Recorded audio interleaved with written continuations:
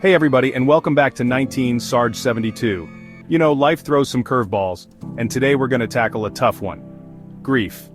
I recently lost my older brother after a long illness, and it's got me thinking a lot about loss, healing, and how we move forward. Grief is something we all face, whether it's losing a loved one, ending a relationship, or leaving a chapter of life behind. Today, I'll walk you through the grieving process and share steps to help you heal. You're not alone in this. We're going to talk about the stages of grief, how to mourn in a way that honors your loss, and how to eventually move forward. This channel is all about supporting veterans, those in midlife, and anyone who needs a little help navigating life's challenges. And trust me, dealing with grief is one of the toughest challenges you'll ever face, but you don't have to go through it alone. Let's do this together. Look, when something terrible happens, the first thing you want to do is deny it. You want to pretend it's not real, that it's some kind of mistake. And that's okay. Denial is a natural human response. It's your mind's way of protecting itself from being overwhelmed by pain. Think about it like this. You're walking down the street and a car comes speeding towards you. Your first instinct is to freeze, to deny that the car is even there.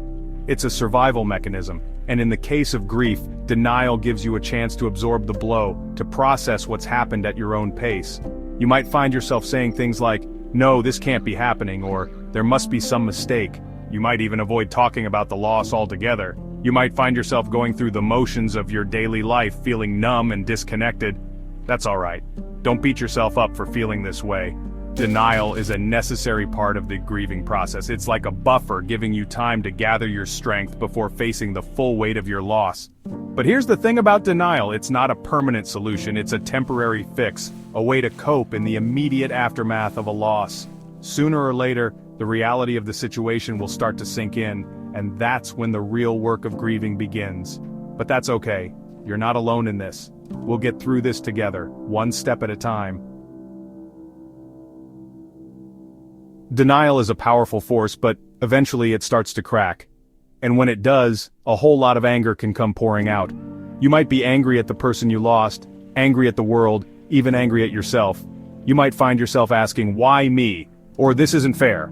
And you know what? You're right. It's not fair. Loss never is. It's okay to be angry. Anger is a natural response to loss, to feeling like you've been cheated or wronged. Think of it like this. Anger is energy.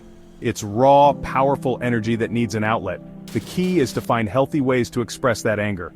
Don't bottle it up inside. Talk to someone you trust, someone who'll listen without judgment.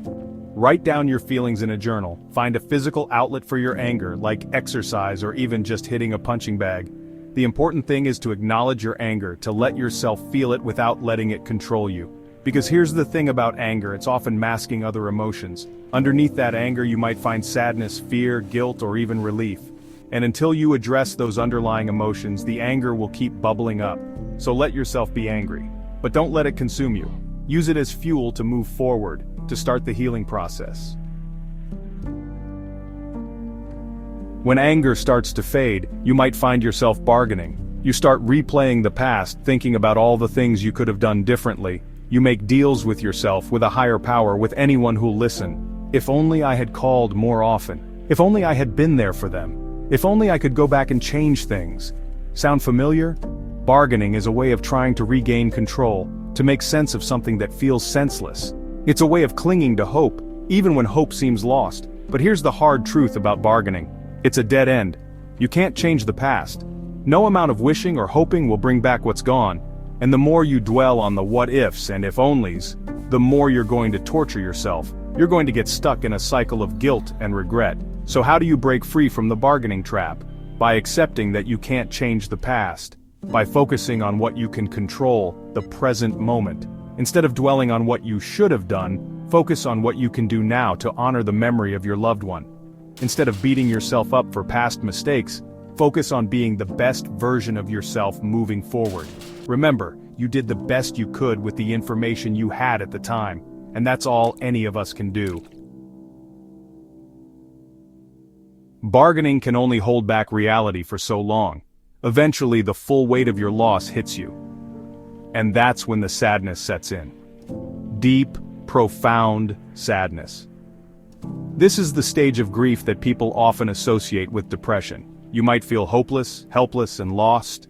You might withdraw from friends and family, lose interest in activities you once enjoyed, or have trouble sleeping or eating. It's like a heavy blanket has been draped over your life, suffocating your joy and motivation. You might feel like you're drowning in sadness, like you'll never be happy again, and that's okay. It's okay to feel sad. Sadness is a natural and necessary part of the grieving process. It's a way of honoring your loss, of acknowledging the depth of your love for the person or thing you've lost. Don't try to fight the sadness. Don't try to put on a brave face for the world. Let yourself grieve. Let yourself cry. Let yourself feel the pain. Because here's the thing about sadness. It's a sign that you loved deeply, and that love never truly goes away, even when the person or thing you loved is gone. Acceptance. It's the final stage of grief, but it doesn't mean forgetting or being okay with loss. It means finding a way to live with it, to carry the pain without letting it define you. Acceptance is about acknowledging that your life is forever changed, but that doesn't mean it can't still be a good life. It's about finding a new normal, a way to move forward while still honoring the past. This stage isn't about erasing your pain, but about learning to carry it with grace and resilience. It's about finding meaning in your loss, about using your experience to help others who are going through something similar.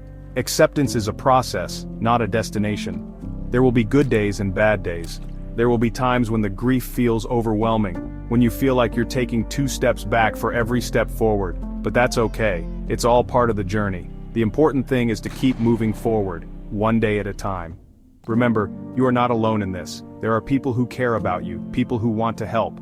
Reach out to them, talk to them, let them support you, and most importantly, be patient with yourself. Healing takes time. Grief is a journey, not a race. Look, you can't heal what you don't feel. Trying to bottle up your emotions to pretend you're not hurting is like trying to hold a beach ball underwater. You might be able to keep it submerged for a while, but eventually, it's going to pop back up, often with more force than before. Allow yourself to feel the full range of your emotions, even the ones that make you uncomfortable. Sadness, anger, guilt, fear, even relief. These are all normal reactions to loss. Don't judge yourself for feeling them. Acknowledge them, sit with them, and let them run their course. It's like cleaning out a wound. It might sting at first, but it's necessary for healing to begin. Find healthy ways to express your emotions. Talk to a trusted friend or family member, write in a journal, listen to music that resonates with your feelings, or engage in physical activity to release pent-up energy. Remember, you don't have to do this alone. There are people who care about you and want to support you through this difficult time. Don't be afraid to reach out for help. Listen, grief is a heavy load to carry alone. Trying to navigate it by yourself is like trying to climb a mountain with a broken leg.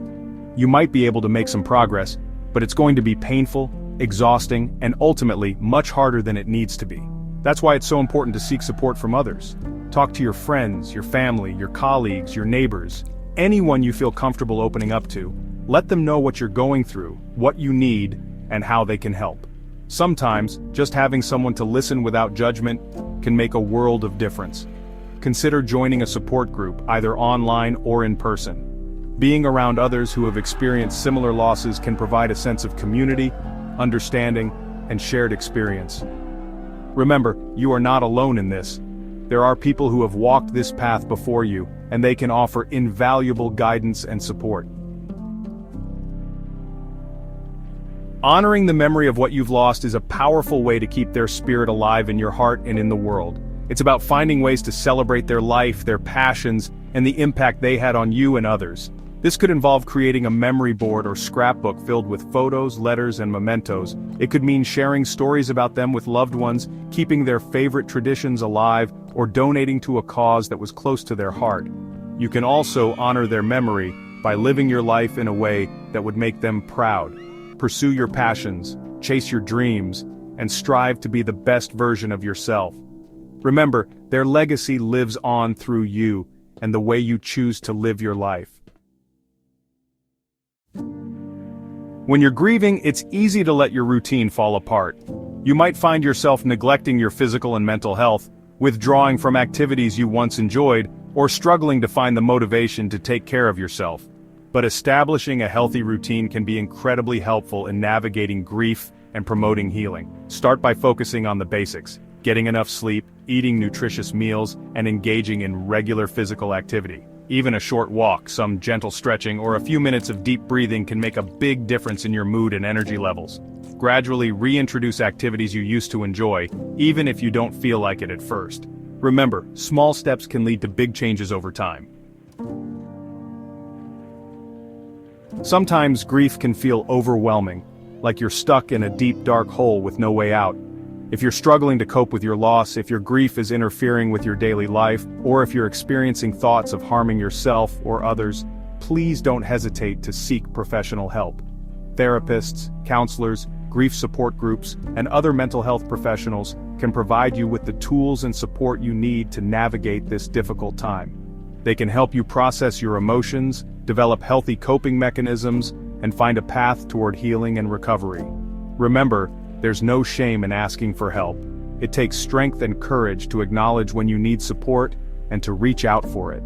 As we navigate the journey of grief, there comes a time when we must look forward and embrace life once more. Moving forward doesn't mean forgetting the loved ones we've lost.